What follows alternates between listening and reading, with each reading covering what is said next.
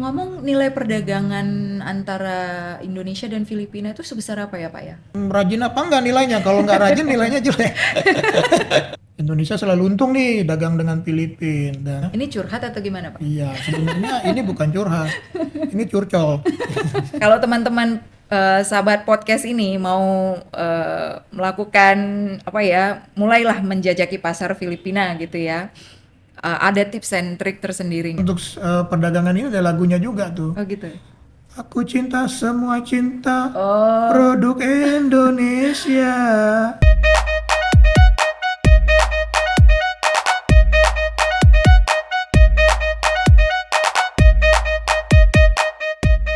halo para sahabat, selamat datang kembali di podcast Indonesia in Manila. Bersama saya Mila Tarigan yang akan menjadi host kamu pada podcast kali ini.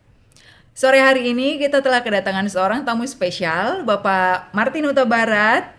Beliau adalah seorang atas perdagangan di KBRI Manila.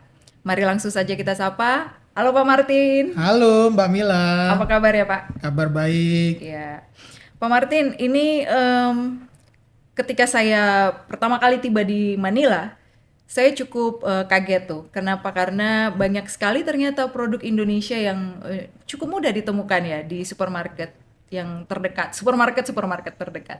Itu memang benar ya, banyak produk Indonesia yang diperdagangkan di Filipina ya. Mbak Mila tipikal ibu-ibu sekali ya. Mainnya ke supermarket. Iya, kadang ke pasar juga sih, Pak. Iya, pasar. Tapi pasar di sini sih kalau kita lihat ya cukup rapi ya, nggak terlalu becek ya, nggak terlalu kotor ya, cukup rapi lah. Salah satu yang mungkin sering ya kayak pasar tradisional di sini Guadalupe ya, Iya. ada Guadalupe, ada Guadalupa. Nah, Gua ada lupa mau ya. pakai yang mana terserah ya kan. Oh gitu. Saya taunya cuma Washington, Iya. Pak, Washington Market. Oh, Washington ya dekat rumah kita ya, itu Iya. pasar sepertinya pasar yang eh, rutin ya dikunjungi oleh warga dari kota Makati ini ya. Hmm. Produk Indonesia sih beragam ya, sudah masuk di retail-retail di Filipina ya, khususnya di Manila ya. Bisa dilihat tuh ya makanan-makanan yang kita bisa temui ya, seperti wafer, biskuit ya. Eh, Cemilan-cemilan seperti itu ya, Pak. Terus juga ada air mineral juga ada ya, lalu juga ada yang paling terkenal di sini tentunya kopi instan kita ya, yang di Indonesia itu kita kenalnya mereknya Kopiko itu permen, tapi di sini itu Kopiko itu adalah kopi instan gitu. Jadi kalau di Indonesia perusahaan itu menjualnya dalam merek Torabika gitu. Itu salah satu produk yang biasa kita temui kalau di supermarket ya, supermarket. Tapi memang berarti bisa dikatakan bahwa produk-produk Indonesia itu cukup laku ya di pasar Filipina ya, Pak ya? Ya, seperti yang tadi kita sebutkan, salah satu produk yang terkenal itu dia adalah produk yang leading di sini ya utama untuk sektor kopi instan ya. Ada juga produk wafer ya, yang untuk kategori keju ya, juga leading di sini, dan juga ada produk lainnya yang pelan-pelan menyusul ya untuk mengisi kategori-kategori seperti permen, juga biskuit ya. Mie instan ada nggak, Pak? Nah, mie instan sendiri yang paling terkenal di sini masih produk lokal ya, Oke. masih produk lokal. Jadi produk mie instan kita yang memang juga banyak ditanya ya, dicari itu merek Indomie ya. Indomie ya, itu juga dicari di sini, tapi umumnya Indomie yang kita temui di sini tuh masih mie goreng gitu, belum yang untuk yang mie kuah ya. Dan variasinya masih sedikit lah, belum begitu banyak. Tapi saya rasa pelan-pelan juga akan naik permintaannya. Karena di sini orang Filipina ternyata juga makan mie ya. Mereka sebutnya Penggemar mie ya, Pak ya? penggemar mie. Mereka kalau kita orang Indonesia sebut mie itu kan bakmi gitu ya. Kalau di sini namanya pangsit.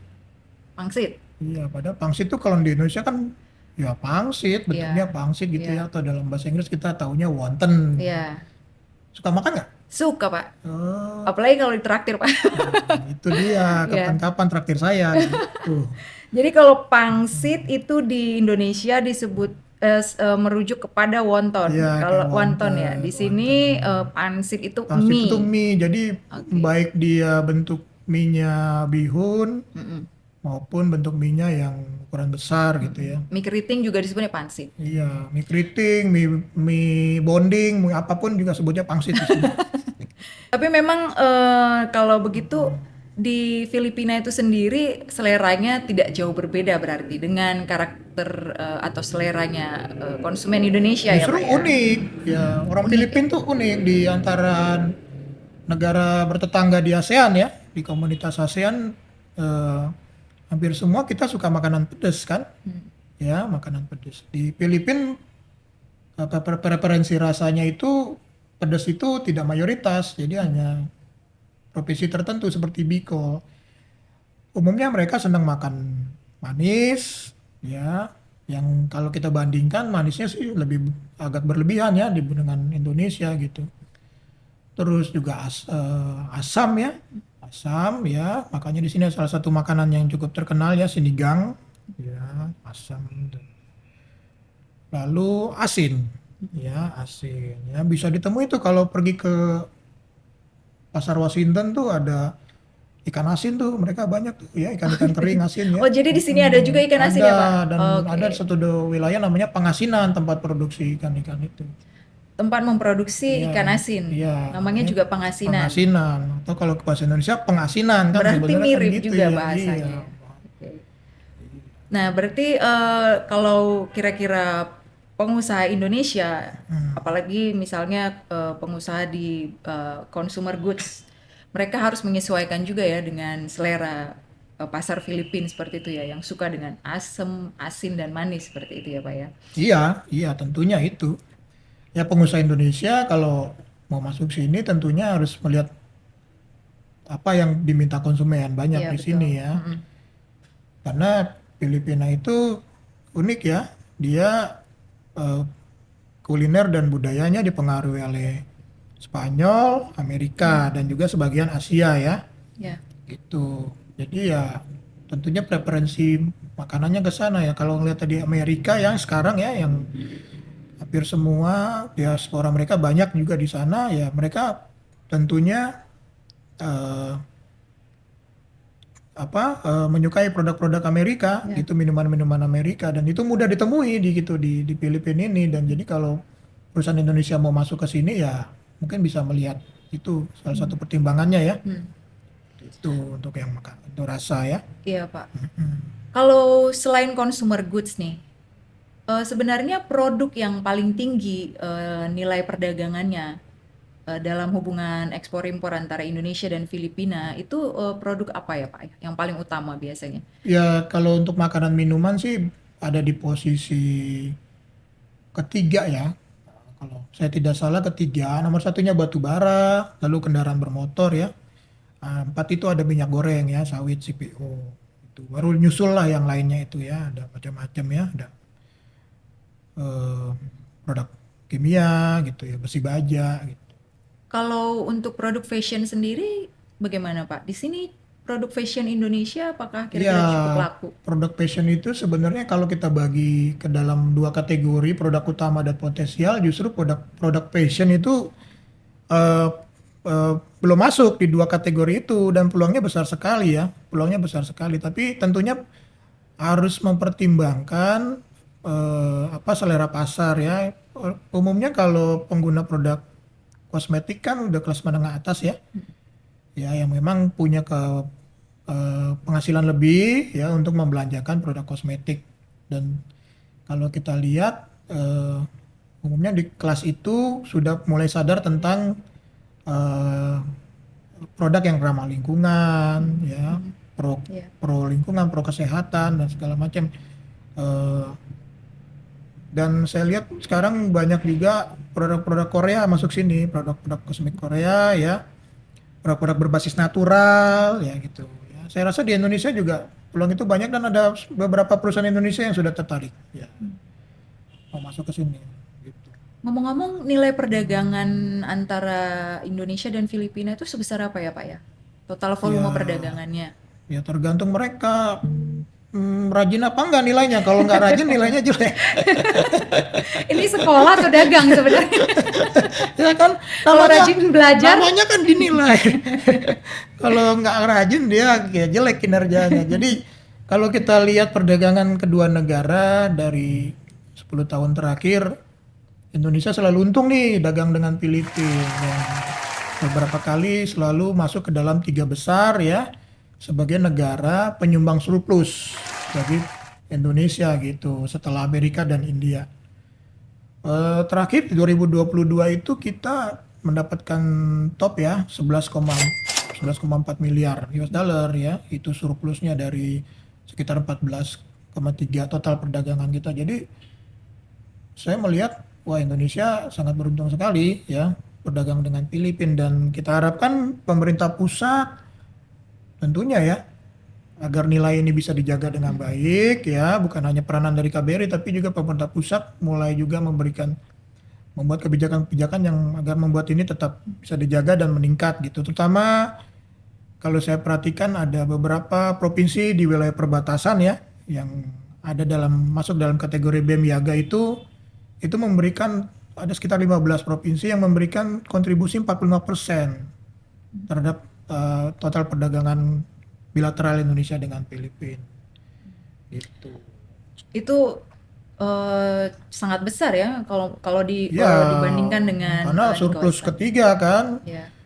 Jadi kalau idealnya sih kita harapkan juga itu terefleksi ya daripada kebijakan anggaran juga terhadap KBRI Manila ya untuk mendukung program-program kita di sini ya. Ini curhat atau gimana, Pak? Iya, sebenarnya ini bukan curhat, ini curcol.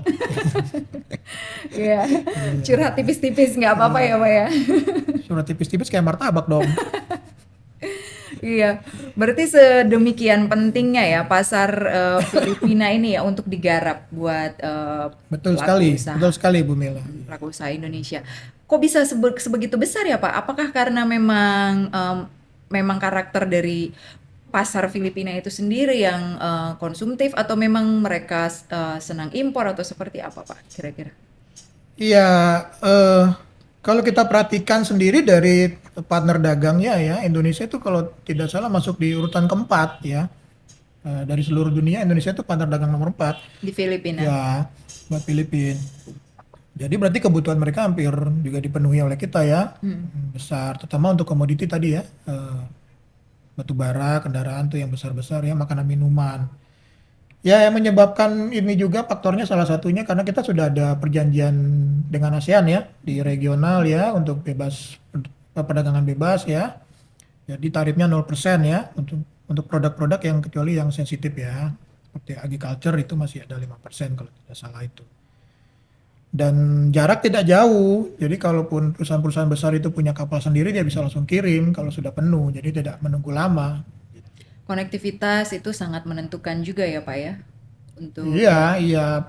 Konektivitas ini kan biarpun dekat kalau tidak ada pastinya akan muter dia jadinya lewat negara lain, pihak ketiga mungkin dari Singapura atau dari Malaysia. Tapi selama perusahaan-perusahaan yang berdagang ini punya kapal sendiri ya dan itu langsung bisa penuh, bisa langsung berangkat. Jadi tidak perlu lewat apa namanya logistik yang tradisional ya, atau jalur logistik tradisional. potong ongkos ya, Pak. Ya kita harapkan sih sebenarnya juga mendorong ya perusahaan-perusahaan logistik Indonesia, perusahaan-perusahaan penerbangan ya, perkapalan untuk membuat rute-rute pendek ya antara perbatasan ya seperti Davao Bitung ya, terus Tarakan dengan Tawi-Tawi seperti itu ya. Mungkin juga dengan General Santos ya. Kalau begitu selama ini Pak yang telah dilakukan KBRI Manila nih Pak dalam mendukung pelaku usaha Indonesia untuk bisa melakukan transaksi perdagangan atau memperluas pasarnya ke Filipina, itu ada apa saja yang telah dilakukan? Yang dilakukan oleh KBRI Manila? Iya Pak. Oh banyak sekali. Coba Coba saya rapikan dicontek dulu dulu sebentar Pak. dikit. Banyak ya. Ya kita melakukan pelayanan banyak ya untuk dunia usaha ya. Kita melakukan business matching Kita melayani juga pelayanan informasi ya, kalau mereka minta informasi tentang buyer, tentang iklim investasi, tentang perizinan, peraturan. Kita juga melakukan pendampingan jika diperlukan apabila mereka ada di pasar ya. Juga kita memfasilitasi mereka dalam kegiatan pameran, promosi, juga ada banyak sekali ya. Juga di sisi diplomasi kita tidak pernah berhenti ya untuk selalu membangun komunikasi dengan pemerintah pusat maupun pemerintah daerah ya dalam rangka untuk mendukung apa namanya produk-produk Indonesia agar bisa dipasarkan di sini, diterima dengan baik, dan juga tentunya perusahaan-perusahaan Indonesia agar bisa berinvestasi dengan nyaman ya, dengan lancar tentunya, tidak ada gangguan. Itu ya. Jadi dan kita juga melakukan banyak komunikasi ya juga dengan komunitas-komunitas bisnis ya seperti chambers provinsi, chambers pusat gitu ya.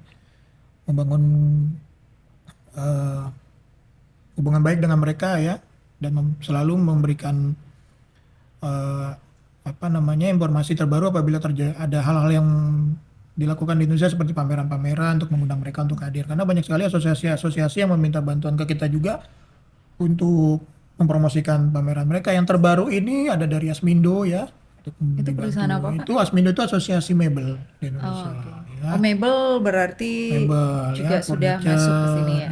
Kalau untuk mebel sih sudah ada perusahaan-perusahaan, bahkan beberapa pengembang-pengembang itu ada yang langsung beli ya dari Indonesia ya. Oke, berarti kalau teman-teman UKM Pak misalnya ingin ekspansi pasar ke Filipina, itu memungkinkan nggak Pak? Kira-kira apa jalur pertama atau langkah pertama yang bisa dimanfaatkan?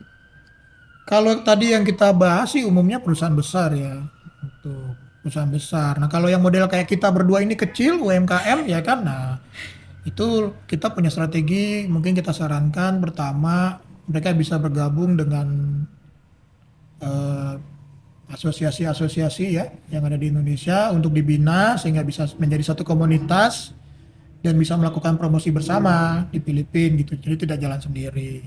Yang kedua, ya kalau memang mereka sudah siap ekspor ya sudah dibina, mereka juga bisa untuk dibina oleh asosiasi yang tergabung dalam e-commerce itu ya. Sehingga mereka bisa memiliki toko e-commerce untuk ekspor. Jadi mereka bisa memasarkannya secara eh, digital ya produk-produknya sebelum mereka benar-benar ketemu partner yang pas. Jadi ya mereka coba dulu konsumennya nih sebenarnya suka nggak itu sambil mempromosikan lewat Tes pasar begitu ya Pak ya? lewat ya dia apa namanya bisa mempromosikan kan lewat iklan media sosial ya. Ya di sini pengguna Facebook ya tinggi, TikTok juga besar, bisa masuk di sana nanti toko online-nya bisa dipromosikan dan itu lebih mudah karena mereka tidak perlu mengurusi logistik karena perusahaan-perusahaan e-commerce ini nanti yang akan mengambil alih perusahaan logistiknya dan pembayaran mereka pun aman karena diurus oleh perusahaan e-commerce ini. Nah, ketika nanti volumenya sudah semakin besar, ya mungkin salah satu buyer itu tertarik ya, diajakin untuk jadi partner, bisa begitu.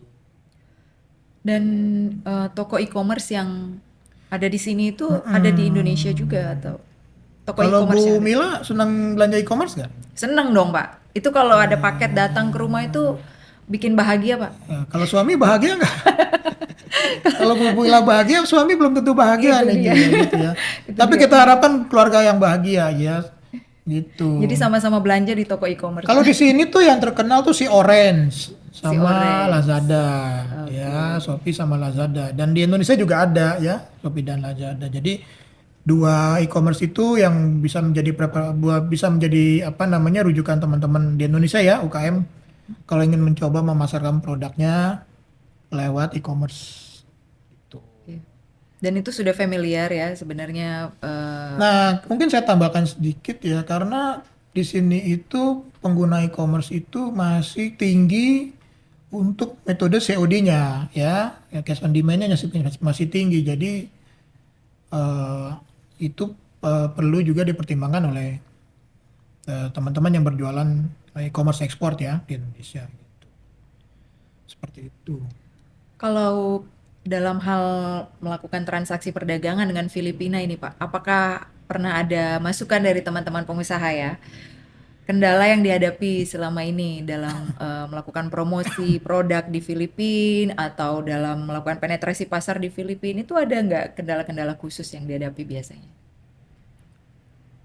Ketika mereka mau memasarkan produk ke sini ya, Iya, punya kendala apa gitu ya. iya, Ya biasanya sih kalau yang sudah masuk sini ya, itu kendala yang tantangan yang besar sebenarnya kalau sudah produk udah masuk sini seperti produk-produk yang tadi Bu Mila temui di supermarket ya.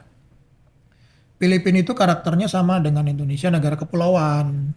Jadi ya tantangannya itu adalah distribusi dan marketing. Jadi mendistribusikan produk ini sampai dari utara sampai ke selatan itu harus ketemu dengan partner yang tepat ya, yang memang kuat jaringan logistiknya. Dan ketika perusahaan-perusahaan Indonesia yang mau masuk sini terutama yang besar-besar ya, ya kita sangat sarankan untuk bisa mengirim tim marketingnya sendiri ya, untuk melakukan promosi dan marketing sendiri ya, karena memang kalau kita lihat pengalaman di lapangan sih sepertinya perusahaan-perusahaan Indonesia semua mempraktekkan hal yang sama. Jadi mereka benar-benar mengirim tim marketingnya dan melakukan strateginya itu langsung oleh tim yang dikirim dari Indonesia.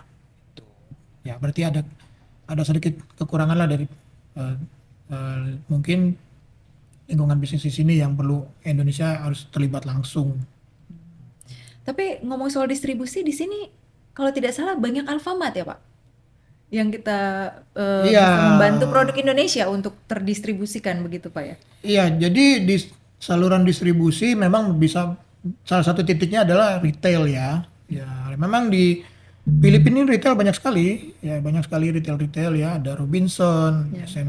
SM Supermarket, terus ada Pure Gold ya. Nah, kebetulan salah satu retail terkenal di Indonesia ya, yang kita sebut toko modern itu Alfamart sudah ada di sini. Mereka sudah memiliki 1.500 cabang. Wow. Itu. Jadi ya mereka sekarang sedang mencari partner tuh ya, orang-orang Filipina ya, para pemilik properti yang tertarik untuk bekerja sama ya untuk membuka Alfamart. Jadi sampai sekarang sih belum dibuka franchise ya, jadi masih kerjasama dengan pemilik properti. Tapi dari segi regulasi pemerintah Filipina sendiri, Pak, apakah cukup mudah untuk para pelaku usaha Indonesia melakukan bisnis di Filipina?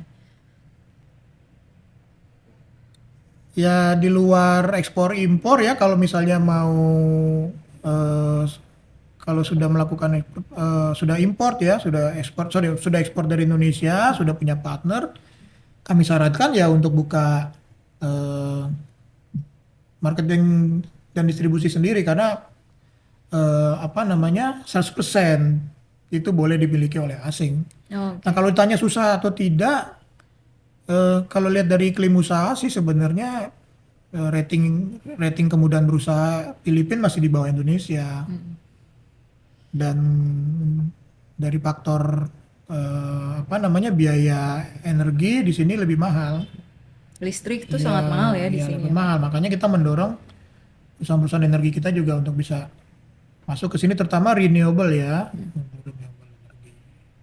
Karena mendapatkan insentif sih kalau tidak salah dari pemerintah Filipina ya, ya untuk itu. Oh, ada insentif dari pemerintah Filipina untuk Iya, untuk renewable energi karena memang mereka kan ingin segera mengurangi ketergantungan import energi fosil ya, Ya. baik itu batu bara maupun minyak. ini Kenal mati lampu nggak di sini? jarang sih ya, Pak. Coba tagihan listrik berapa kamu, Bu Mela? Wow, itu bisa sampai 10.000 peso itu. Tagihan listriknya 10.000 peso Iya, itu cukup murah ya, Pak? Atau itu satu cukup? bulan. Betul. Oh, pakai kipas ya di rumah jangan. Oh, itu termasuk murah ya, Pak? Apa itu setengah bulan ya? Aduh, luar biasa. Ya, tapi memang itu sangat mahal ya. Tagihan listrik kayak saya saya paling rendah 18.000. Iya. Paling top itu 26.000. Ya, dan yang bulan ini saya nggak tahu, mudah-mudahan nggak lebih banyak ya kan. Agak Dan- pelas saya. agak ngebatin ya gitu. Pak. Iya, mungkin ada yang mau bantu pemirsa. Kirim ke nomor rekening di bawah ini. Hubungi Bu Mila ya. Jadi Kok kenapa jadi ngomongin listrik tagihan rumah Iya. gue? Ini sebenarnya perdagangan listrik atau apa ya Pak? Iya. Tapi kan listrik itu penting Pak, untuk berdagang itu listrik itu sangat salah satu aspek yang vital untuk mendukung ya kelancaran usaha ya. Iya, kalau nggak ada listrik gimana mau bayar? Semua kan tagihan udah dikasir kan pakai Iya. listrik. Kalau begitu sebagai penutup nih Pak Udah mau Atak, ditutup, saya belum mau selesai. kurang ya Pak Masih pertanyaannya. betah dapat tutup. Ini ngomong-ngomong kok produk sponsornya nggak ada di sini ya Pak? Iya, nggak ngerti ini. Katanya atas perdagangan tapi yang diperdagangkan tidak terlihat secara konkret Iya, gitu. nanti kita cari sponsor ya. Iya. Siapa tahu. Berarti ini Pak, podcast berikutnya kita undang sponsornya Udah harus berapa hadir. followernya? Rahasia nanti. Oh, rahasia. Iya, Pak. Iya. Pak Atak mesti cek sendiri Pak. Nanti setelah ini, Mungkin saya kasih saran, bisa Iya. bikin foto booth kontes, di tag, cakep loh itu. itu unik sekali Iya, memang kan, idenya. Iya, ngikutin DWP. Iya, tapi tidak ada yang diperdagangkan Pak. Tidak ada yang diperdagangkan kalau begitu. Lebih baik nanti podcast berikutnya setiap yang follow kita kasih Itu yang goodie bag. diperdagangkan jasa. Sebagai penutup nih Pak Atak. Iya. Kalau teman-teman sahabat podcast ini mau melakukan apa ya, mulailah menjajaki pasar Filipina gitu ya. Ada tips and trik tersendiri nggak yang perlu diketahui oleh para sahabat kita? Waduh. Khususnya UKM ya Pak ya. Ya, dimanapun pasarnya, tentunya pertama sebagai pemasar ya, kita kan harus mengenal pasar itu. Ya. Kita harus melakukan riset apa yang diminta oleh pasar itu pertama ya kan. Kalau kita jualan yang tidak diminta ya pasti nggak laku kan, ya kan gitu. Terus seleranya seperti apa ya kan, terus eh, bagaimana perizinannya ya kan, jalur logistiknya, metode pembayarannya ya kan. Kalau lihat Filipina ya, orang Filipina kan disparitas ekonominya tuh cukup jauh ya jenjangnya ya antara yang ini, dan tentunya orang yang akan memasarkan ke sini tuh harus tahu. Jadi orang Filipina ya kalau bisa harganya cukup terjangkau tapi kualitas tetap dijaga ya. Itu, dan seleranya tadi ya untuk makanan ya, untuk terus pengaruh budayanya itu juga pengaruh kepada permintaan dia ya. Jadi riset pasar itu penting untuk dilakukan ya. Tentunya itu bisa dibantu oleh eh, apa layanan informasi yang kita berikan ya, bisa mengirim email ya ke adakmanilaofficial@gmail.com ya. Nanti kita akan bantu untuk memberikan informasi yang diperlukan, dan juga mungkin memerlukan calon-calon importir ya untuk di approach oleh mereka, silakan saja. Gitu. Berarti bisa kontak langsung dengan Pak Atak ya untuk informasi awal mengenai pasar di Filipina, begitu ya Pak? Iya, melalui komunikasi kantor ya. Kalau pribadi takutnya penagih hutang kan. Pinjol gitu. Kayak gitu ya kan. Lihat. Ya bisa nagih hutang, bisa minjem juga, kita kan itu aja sih pilihannya. Kalau pribadi. Iya, tapi Pak Atak ini bukan karena orang Batak kan makanya jadi atas perdagangan, bukan ya? Hubungannya apa? Iya, kan Batak gitu. sama dagang. Kalau orang Batak itu kan pinter berdagang, Pak. Bukannya orang Batak itu jadi pengacara banyaknya. Kalau Nah, ini contoh nih Bapak Ibu ya, kalau mau masuk pasar itu riset dulu. Nah, Ibu Mila ini agak lupa untuk orang Batak risetnya.